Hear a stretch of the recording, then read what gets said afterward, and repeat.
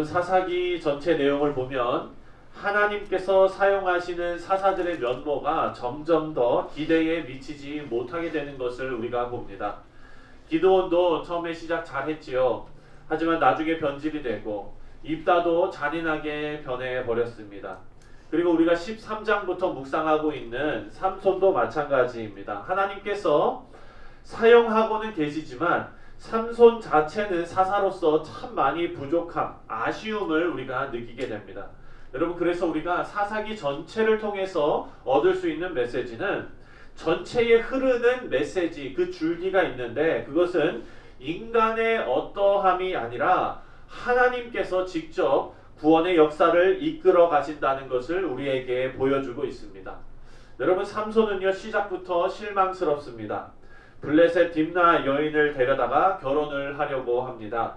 부모가 반대를 하지만 삼손은 그 결혼을 강행합니다. 여러분, 삼손은 어떤 사람입니까? 그 부모에게, 그렇죠, 나실인이죠. 그 부모에게 하나님의 영이 나타나셔서 이 아이를 거룩하게 성별되어서 잘 키우라고 특별히 당부를 한 그런 사람입니다. 하나님께서 특별히 삼손의 탄생과 그리고 어떻게 이 아이를 양육해야 하는지에 대해서 알려주셨던 그런 사람입니다.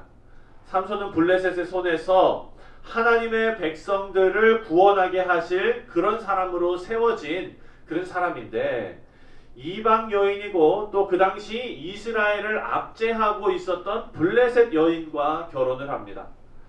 얼마나 신앙적으로 또 종교적으로 도덕적으로 절망적인 암흑 상태였는지를 우리가 알 수 있게 하는 그런 내용입니다.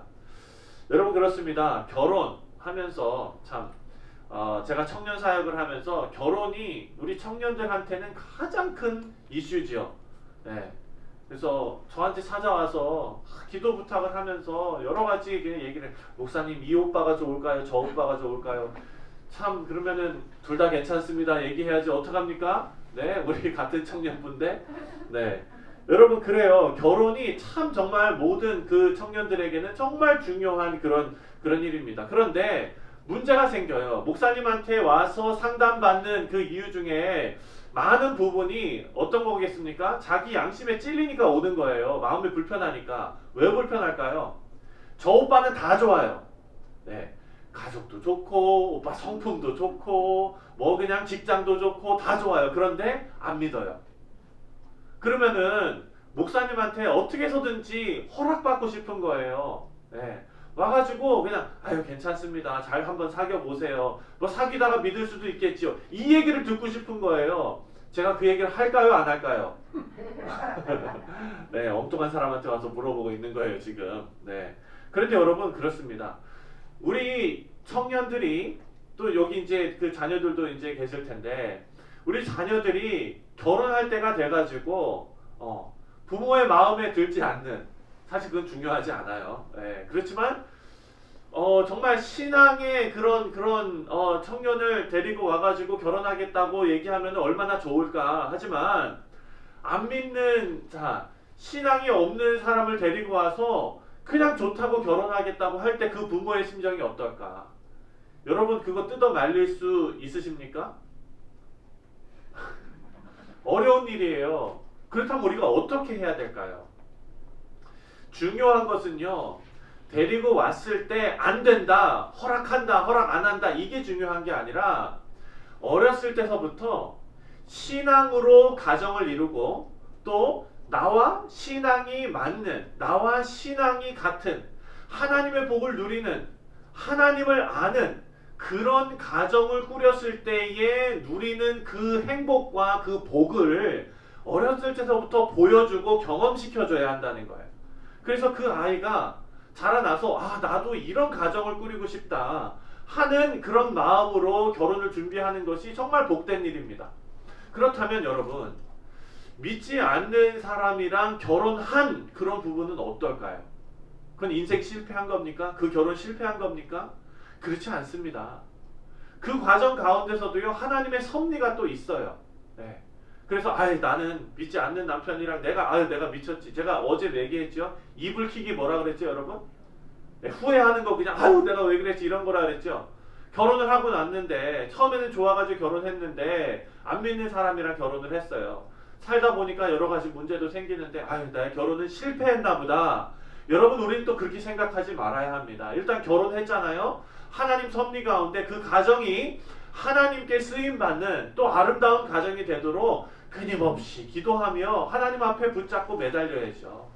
하나님은 그 가정 가운데 그런 마음 가운데 하나님의 또 뜻을 이루어 나가시는 줄 여러분 또 믿으셔야 됩니다. 여러분 그렇습니다. 오늘 1절하고 2절을 한번 보겠습니다. 삼손이 지금 하나님의 뜻과는 어긋나는 길로 가고 있습니다. 1절과 2절 다 같이 시작. 삼손이 딥나에 내려가서 거기서 블레셋 사람의 딸들 중에서 한 여자를 보고 올라와서 자기 부모에게 말하여 이르되 내가 딥나에서 블레셋 사람의 딸들 중에서 한 여자를 보았사오니 이제 그를 맞이하여 내 아내로 삼게 하소서 하매.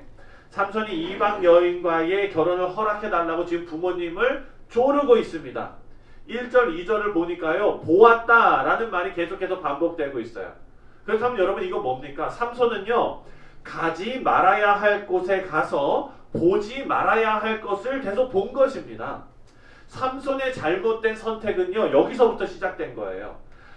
보지 말아야 할 것을 보았기 때문입니다. 그 결과 어떻게 됩니까? 3절입니다. 3절에 보면은요 삼손이 그 여자를 좋아했다라고 기록하고 있습니다. 이 여자가 좋습니다. 근데 여러분 여기 사용된 이 좋아한다라는 이 단어를 보면은요 눈이라는 단어와 안에 있다라는 단어가 합쳐진 단어예요. 그렇다면 다시 말해서 의미를 우리가 생각해 보면 내 눈에 좋아 보인다라는 거죠. 내 눈에 좋아 보인다. 우리 사랑하는 성도 여러분, 우리가 어제 묵상한 말씀에서 우리는 뭐를 가져야 되는 신앙의 안목을 가져야 된다 그랬죠. 영적 안목을 가져야 합니다. 삼손은요 영적인 안목, 다시 말해서 하나님의 말씀과 규례와 율법과 이런 것들이 아니라 자기 자신의 눈에 좋아 보이는 것을 쫓아서 살고 있는 것을 우리가 발견하는 겁니다. 우리 사랑하는 성도님들, 우리의 시선이 머물러야 할 곳은요 우리를 넘어뜨리는 죄가 아니라 좋아 보이는 것이 아니라 하나님의 영광과 거룩임을 다시 한번 생각하시기를 주님의 이름으로 축원드립니다. 4절 말씀을 보면은요 우리 4절 다 같이 읽어보겠습니다. 시작. 그때에 블레셋 사람이 이스라엘을 다스린 까닭에 삼손이 틈을 타서 블레셋 사람을 치려 함이었으나 그의 부모는 이 일이 여호와께로부터 나온 것인 줄을 알지 못하였더라. 여기 조금 이상한 말씀이 나옵니다. 삼손이 이방 여인과 결혼을 했는데 이것이 삼손이 블레셋 사람들을 치려고 계획한 일이며 하나님께서 계획하신 대로 되었다라고 기록되어져 있습니다. 그렇다면 여러분 삼손에게 잘못이 있습니까? 없습니까? 삼손에게 잘못이 없다고 생각하게 됩니다. 하지만 그렇지 않습니다.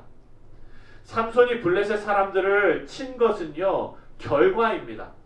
그리고 그 결과는 하나님께서 만드셨습니다. 하나님께서 삼손의 실패를 사용하셔서 하나님의 뜻을 이룬 것입니다. 여러분 이것이 삼손의 실패가 하나님의 뜻으로 포장될 수 없는 이유입니다. 이것을 우리가 결혼으로 다시 돌아가서 보면은요 믿지 않는 사람과 결혼했습니다. 결혼해서 다 같이 정말 하나님 앞에 무릎 꿇고 간절히 간구하며 하나님께서 은혜 주셔서 그 가정이 정말 믿는 가정이 되었어요. 그렇다면 모든 사람들이 이렇게 생각할 거 아닙니까? 목사님 왜 믿는 사람이랑 결혼합니까? 안 믿는 사람이랑 결혼해서 믿게 만들어서 하나님의 나라를 확장시키는 것이 하나님 편에서도 좋고 우리 편에서도 좋은 거 아닙니까? 여러분 이것은 우리가 결과를 놓고 말하는 거예요. 네. 삼손도 하나님의 율법과 규례와 말씀대로 행동하지 않았지만 하나님께서 하나님의 은혜로 하나님의 뜻을 이루어 가신 결과로 나타난 것이지 삼손이 행한 그 일 자체가 옳은 일이고 잘한 일이 아니라는 것을 우리가 기억해야 됩니다. 사랑하는 성도님들 이거 기억하셔야 됩니다. 우리의 실수가 하나님의 큰 뜻을 망칠 수 없는 것이지 우리의 실수를 마치 하나님께서 기뻐 사용하시는 것처럼 여겨서는 안 되는 것입니다. 6절 말씀입니다. 6절 다 같이 읽겠습니다. 시작. 여호와의 영이 삼손에게 강하게 임하니 그가 손에 아무것도 없이 그 사자를 염소 새끼를 찢는 것 같이 찢었으나 그는 자기가 행한 일을 부모에게 알리지 아니하였더라. 삼손이 지금 부모와 함께 딥나에 내려가는 길에서 사자를 만납니다. 여기 보니까 젊은 사자를 만났대요. 젊은 사자는 애기 사자가 아닙니다. 가장 힘이 센 상태의 사자를 말합니다. 그리고 오늘 말씀을 보니까 그 사자를 염소 새끼를 찢는 것처럼 찢었다라고 말합니다. 여러분, 염소 새끼도 찢는 거 어렵습니다. 예. 그런데 사자를 그렇게 찢었대요. 인간이 아무리 세도요, 젊은 사자, 힘이 가장 좋을 때의 그 사자를 상대로 해서 싸워가지고 몸에 상처도 하나 나지 않고 잡아 찢을 수는 없습니다. 그렇게 할 수가 없어요. 여러분, 삼손은 몸에 상처도 하나도 안 났던 것 같아요. 왜냐하면 삼손이 가가지고 사자를 찢어가지고 죽인 다음에 부모님을 다시 만나잖아요. 근데 여러분, 여기 어머님들 계시지만 자기 아들이 밖에 나가서 싸우고 돌아왔어요. 여기에 이렇게 상처가 싹 나가지고 왔어요. 긁혀갖고 왔어요. 그럼 어떻습니까? 너 이거 어디서 그런 거야? 누가 그랬어? 이러면서 난리가 나잖아요. 삼손 나시딘으로 태어나서 애지중지 키운 아들인데 엄마가 그거 몰랐을까요? 네. 덴박 알지요. 엄마는 알아요. 아빠는 모를 수 있어요. 그런데 엄마는 알아요. 근데 여러분, 엄마가 몰랐어요. 지금 그 얘기는 뭡니까? 상처조차 없었다는 거예요. 네. 인간의 힘으로 어떻게 그 센 사자를 상처조차 없이 스크래치 하나 안 나고 찢을 수 있었을까? 여러분, 이것은 하나님의 능력이 임하지 않고서는 할 수 없는 일이랐던 거예요. 오늘날도 사랑하는 성도 여러분, 이런 하나님의 능력이 우리에게 임하고 있다면 여러분 믿으시겠습니까? 아멘, 믿으시는데 여러분, 진짜 여러분 정말 믿으십니까? 그런데 여러분, 사실 삼손이 사자를, 그 젊은 사자를 찢어 죽이는 것보다 더 강력한 능력이 저와 여러분에게 임하고 계십니다. 바로 성령의 능력입니다. 우리에게 역사하시는 성령의 능력은요, 삼손에게 주신 육체적인 힘보다 훨씬 더 강력하고 세밀하시고 더 구체적이십니다. 우리는 성령의 능력을 의지하여서 많은 영적인 일들을 행하고 있습니다. 여러분들, 믿지 않는 자들을 위해서 기도하시지요. 그 잃었던 영혼을 찾게 하십니다. 하나님의 일을 감당케 하십니다. 성령을 통해서 우리가 하나님의 귀하고 거룩한 성도로 살아갈 수 있게끔 하십니다. 성령 하나님께서 우리의 능력의 원천이 되십니다. 여러분, 이것은 삼손이 사자를 찢은 것처럼 성령을 의지하며 살아가는 우리의 삶을 옥죄고 있는 이 죄의 권세를 예수 그리스도의 이름으로 찢을 수 있는 그 힘과 능력을 우리에게 주셨다는 것입니다. 여러분, 사자는 그냥 어흥하면서 공격하지만 죄는요, 우리 가운데 얼마나 집요하게 공격을 합니까? 그거 이길 사람 아무도 없습니다. 삼손의 힘으로 그건 이길 수 없습니다. 삼손 어떻게 됐습니까? 나중에 여자의 꼬임에 넘어가서 다 잃어버리잖아요. 여러분, 이처럼 이런 유혹과 죄는요, 우리가 이길 재간이 없습니다. 하지만 예수 그리스도께서 십자가에 달려 돌아가심으로 우리 안에 내재하시는 성령님으로 인해서 우리는 그 죄의 권세에서 이길 수 있는 능력이 주어졌음을 믿으시기 바랍니다. 마지막으로 19절 말씀입니다. 19절 다 같이 시작. 여호와의 영이 삼손에게 갑자기 임하심에 삼손이 아스글론에 내려가서 그곳 사람 30명을 쳐 죽이고 노략하여 수수께끼 푼 자들에게 옷을 주고 심히 노하여 그의 아버지의 집으로 올라갔고. 여러분 다 잘 아시는 대로 삼손이 사자를 죽이고 꿀을 발견하고 이것을 수수께끼로 내죠. 그리고 그것을 아내에게 홀려서 답을 알려줍니다. 그래서 그 내기에서 지게 됩니다. 그런데 19절을 보니까 내기에 졌는데 아스글론에 내려가서 30명을 죽이고 노략질을 해서 갚습니다. 우리가 생각해야 될 부분은요, 여호와의 영이 삼손에게 임하셨다라고 기록되어져 있는 부분입니다. 생각해 보면은 과연 삼손이 여호와의 영이 임하실 만한 일을 했는가라는 거예요.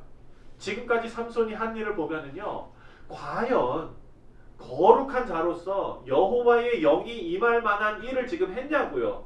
한 거 하나도 없어요. 지금 자기가 눈에 그냥 좋아 보이는 사람하고 결혼하겠다고 땡깡 부려가지고 떼써갖고 결혼하러 가는 길에 사자를 죽이고, 그리고 수수께끼 냈는데 또 여자한테 홀려가지고 다 발려줘갖고 빚지고, 지금 그렇게 해가지고 또 가서 사람들 죽이고 돈 뺏어갖고 오고, 이게 지금 잘한 일인가요?